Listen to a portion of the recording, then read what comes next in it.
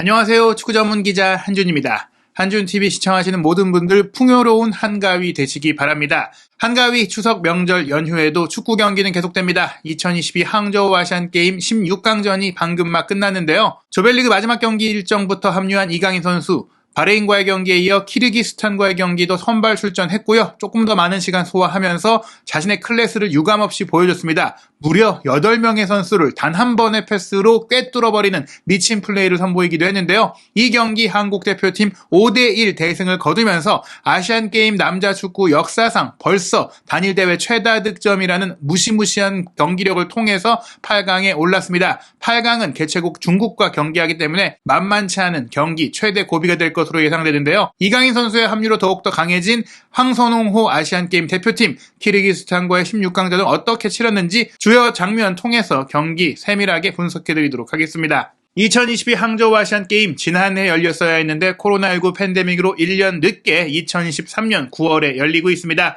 대한민국이 조별리그 2조에서 3전 전승 16득점 무실점이라는 엄청난 경기력을 보였죠. 쿠웨이트전의 9대0 대승을 시작으로 태국전 4대0 승리, 바레인전 3대0 승리까지 기록을 했고요. 한국을 제외한 어떤 팀도 조별리그에서 승리를 하지 못하면서 바레인 2무 1패, 태국 2무 1패, 쿠웨이트 2무 1패가 됐었는데 골득 실차로 엇갈리면서 바레인과 태국이 16강에 진출을 했습니다. 압도적인 2조 1위인 한국은 F조 2위로 16강에 오른 키르기스탄을 만났는데요. 사실 키르기스탄이 최근 한국과 인연이 꽤 많이 있었어요. 지난 2018년 자카르타 팔렘방 아시안게임 당시에서도 조별리그에서 한국을 만났었고 그때 와일드카드로 참가했던 손흥민 선수의 결승골로 간신히 1대0으로 이겼었고요. 또 2019년 아시안컵 성인 축구 아시아 최고의 대회에서도 우리가 키르기스탄을 만나서 간신히 1대0으로 이겼던 바가 있습니다. 그리고 당장 이번 달이었죠. 파리 올림픽 예선을 겸하는 U23 아시안컵 예선전이 한국에서 있었는데 여기서 한국이 키르기스탄을 상대로 간신히 또 1대0으로 이겼던 황선홍 감독이 고전을 했던 바가 있어서 이번 경기를 앞두고도 조금은 우려의 시선이 있었어요.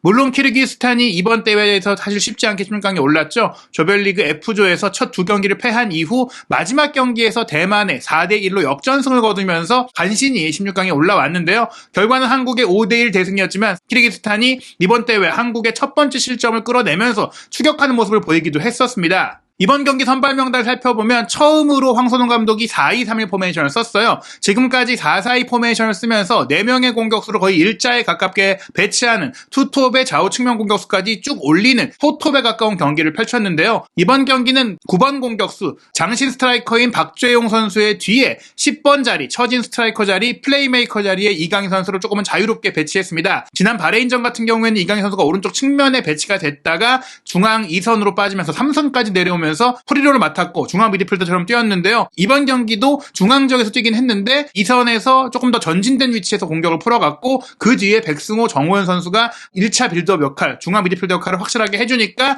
이강인 선수가 많이 내려와야 될 상황은 없었는데 다만 이제 백승호 선수나 정호연 선수가 앞으로 올라갈 때나 정호연 선수가 가운데로 치고 들어갈 때는 이강인 선수가 사이드로도 이동해주고 또 배후로도 내려와주면서 역시나 이강인 시프트, 이강인 선수가 다양한 위치에서 공격 전개 패스를 뿌리는 그런 플레이를 펼쳤습니다. 키르기스탄도 4-4-1-1 포메이션 4-2-3-1에 가까운 대형으로 경기를 했는데요. 미드필드 라인에 조금 수비적인 선수들을 많이 배치하면서 후방에 5백을 둔 게 아니라 이제 어떻게 보면 수비적인 선수들을 미드필드에 배치해서 조금은 쫀쫀한 탄탄한 압박 축구를 좀 구사를 했습니다. 그런 가운데 한국이 일찌감치 이제 빠른 속도를 통한 공격, 특히 이제 레프트백이 서령호 선수가 많이 공격에 가담하면서 공격의 숫자 하나를 늘리는 그런 효과를 보여줬는데요. 전반 5분이었어요. 울산 현대 콤비죠. 엄원상 선수가 자신 수비수들을 몰아놓은 가운데 왼쪽 측면으로 전개해준 공을 공격에 가담했던 서령호 선수가 오른발 슈팅으로 가져간 것이 골대 앞으로 빗나가면서 첫 번째 슈팅, 좋은 슈팅이 나왔고요. 다만 이제 키르기스탄도 역습할 때 날카로운 모습들이 있었어요. 전반 7분에 알리굴로프 선수가 오른쪽 측면에서 가운데로 치고 들어가면서 단독 돌파로 커트인에 성공한 이후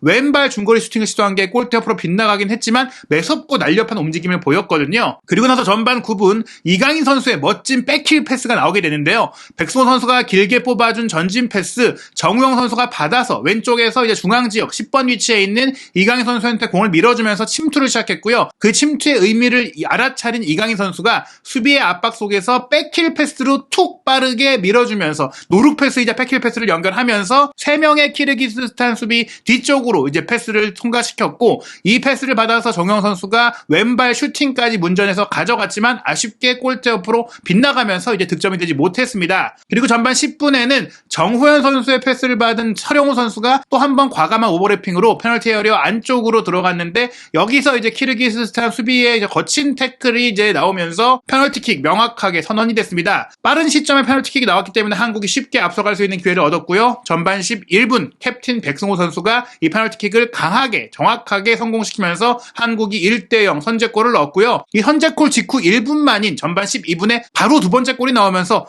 이번 경기도 빠르게 결정이 나겠구나, 대량 득점이 가능하겠구나, 뭐 이런 기대감들이 있었어요. 오른쪽 측면을 파고든 엄원상 선수의 크로스 패스, 장신 공격수 박재용 선수가 니어포스트에서 잘라먹기 위한 움직임을 가져가니까 키르기스탄 수비수들이 다 그쪽으로, 4명이 다 그쪽으로 몰렸으니까 바깥쪽에 있던 정우영 선수가 완전히 프리했거든요. 엄원상 선수도 그것을 예측했는지 사실은 박재용 선수한테 주는 척하면서 좀 길게 크로스 패스를 바깥으로 연결했고, 정우영 선수가 무인지경에서 가볍게 헤더 슈팅을 밀어넣으면서 2대0 추가골을 만들었습니다. 하지만 2대0이 된 이후 조금은 한국 선수들의 플레이가 느슨해졌고 집중력도 떨어졌고 조금 경기 템포 자체가 루즈해졌거든요. 이러한 가운데 키르기스탄 선수들이 깜짝 역습을 통해서 한 골을 따라잡게 되는데요. 정우영 선수의 패스를 받은 백승호 선수가 조금은 안일하게 공을 이제 잡고 돌아서는 과정 속에서 알리글로프에게 압박을 당해서 공을 빼앗기고 말았어요. 조금은 이제 집중력이 필요했던 장면이었겠죠. 알리글로프가 이 공을 빼앗아서 바로 빠르게 골문으로 달려 들어가면서 시도한 슈팅, 골키퍼도 막을 수가 없었고요. 우리가 한 골을 추격당하면서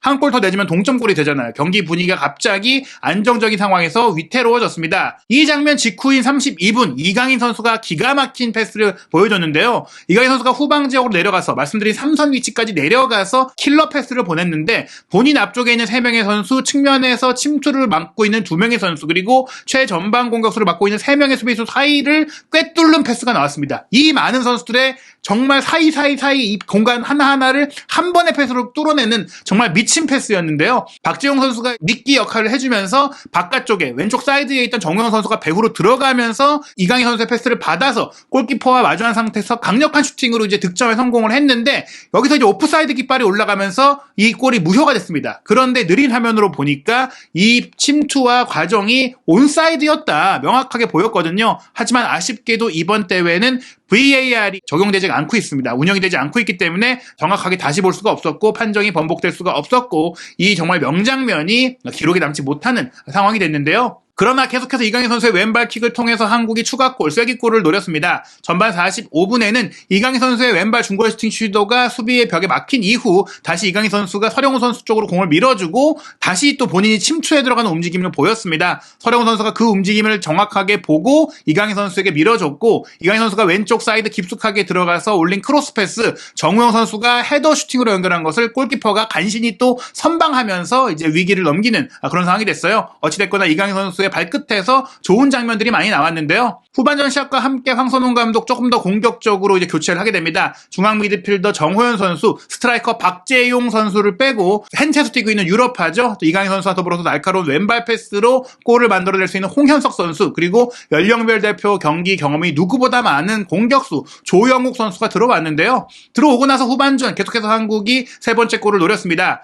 49분에 백승호 선수가 상대가 자꾸 내려서니까 대포와 같은 오른발 중거리 슈팅을 시도했는데 아슬아슬하게 크로스바를 넘겼어요. 그러다가 다시 우리가 총공세를 펼치는 뒷공간을 내주는 상황도 있긴 있었습니다. 53분이었는데요. 일리치베크 선수의 로빙 스루 패스가 전진했던 우리 수비 라인 뒤쪽으로 빠져들어갔고, 만회골을 기록했던 알리글로프가 또 한 번 과감하게 오른발 슈팅을 가져갔는데 이광현 선수의 선방에 막혔고요. 흘러나온 공을 1차적인 패스를 연결해줬던 일리치베크가 달려들어오면서 슈팅했는데 이게 크게 골대에 벗어났어요. 이 장면 같은 경우에는 이광현 골키퍼도 무너졌다 일어났고 수비 라인의 대형도 흔들렸기 때문에 골대 안으로만 슈팅이 이어졌다면 우리가 동점골을 내줄 수도 있었던 정말 위험했던 장면이었거든요. 그리고 나서 다시 한국이 또 공격을 또 시도했습니다. 54분에는 왼쪽 측면에서 이강인 선수가 날카로운 왼발 크로스 패스를 그대로 골문으로 보냈고, 교체로 들어왔던 조영욱 선수가 또 이 크로스 패스를 정확하고 강하게 헤더 슈팅으로 연결했는데 골키퍼의 선방에 막혔습니다. 아직 2대1의 아슬하던 상황에서 60분 황선홍 감독이 공격을 주도하던 이강인 선수를 빼고 고영준 선수를 투입을 했는데요. 아마도 이제 바레인전 35분, 이번 키르기스탄전 60분 시간을 좀 정해놓고 이강인 선수의 몸 상태를 끌어올리고 무리가 가지 않게 결국 중요한 8강전, 준결승전, 결승전에 풀핏으로 쓰기 위한 안배를 해주는 것 같았습니다. 그리고 고영준 선수 역시 사실 아시안게임 레벨에서는 씹어 먹을 수 있는 K리그 최고의 공격수 중에 한 명이죠. 고영준 선수가 들어오고 나서도 좋은 장면들이 있었는데요. 다만 키르기스탄도 좋은 공격 장면들이 있었습니다. 66분에는 알리글로프가 이제 패스해 준 것, 아빌로프가 벼락 같은 중거리 슈팅을 시도한 것이 골대 옆으로 또 빗나가면서 우리가 동점골을 또 내줄 수도 있었던 위기가 있었고요. 그런 가운데 68분에 황선홍 감독이 절묘한 후반전 전술 변화를 가져갔어요.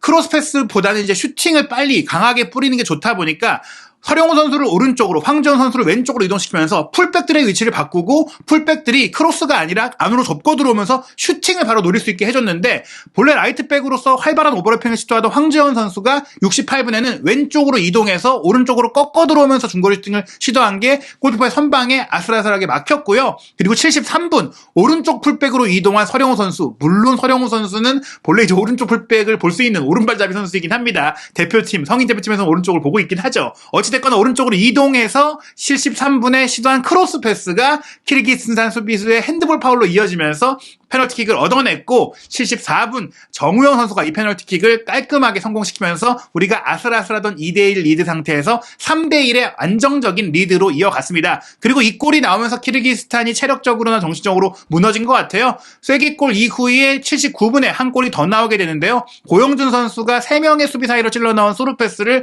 조영욱 선수가 이어받아서 문전 우측, 조금은 각도 없었고 수비가 따라붙고 있었는데 파포스 쪽으로 깔아차는 정확한 마무리 슈팅을 통해서 4대1을 만들었습니다. 이후에 한국은 전북 현대공격수 송민규 선수가 투입이 됐고 송민규 선수의 기점 플레이로 85분에 한 골을 더 기록하게 되는데요. 송민규의 패스를 받은 고영준 선수가 문전 왼쪽을 깊숙하게 들어가서 시도한 슈팅, 골키퍼의 선방에 막혔지만 흘러나온 공을 빠르게 홍현석 선수가 달려 들어가서 밀어넣으며 5대1을 기어코 만들었고요. 이 5대1 다섯 번째 골이 나오면서 16강전까지 4경기에서만 한국 대표팀이 무려 21골을 몰아치는 아시안게임 한국의 참가 역사상 최다골을 벌써 기록하는 대기록 속에 8강 진출에 성공을 했습니다. 금메달까지 딴다고 가정했을 때 아직 3경기가 남았기 때문에 우리가 충분히 30골까지도 채울 수 있지 않을까 싶을 정도의 역대급 득점력을 보이고 있는데요. 다른 16강전 결과를 살펴보면 이란이 태국의 2대0 완승 거뒀고 또 북한도 바레인의 2대0 완승 거두면서 8강에 진출했습니다. 개최국인 중국도 난적인 카타르와 한 명씩 퇴장 선수가 발생하는 난타전 끝에 1대0으로 승리를 했고요. 홍콩도 팔레스타인을 1대0으로 꺾고 8강에 진출했습니다.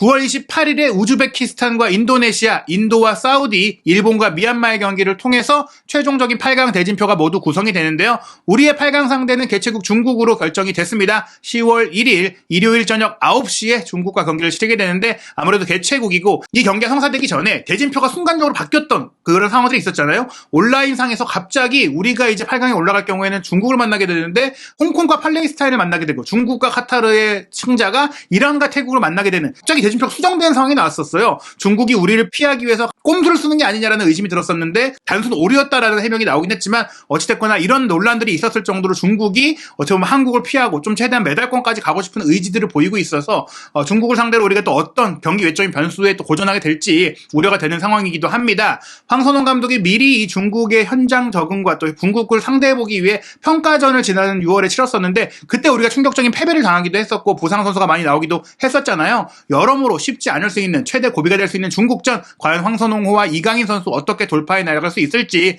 한준TV에서 이 추석 연휴 기간에도 이어지는 아시안게임 축구 주요 이슈들 놓치지 않으시기 바랍니다.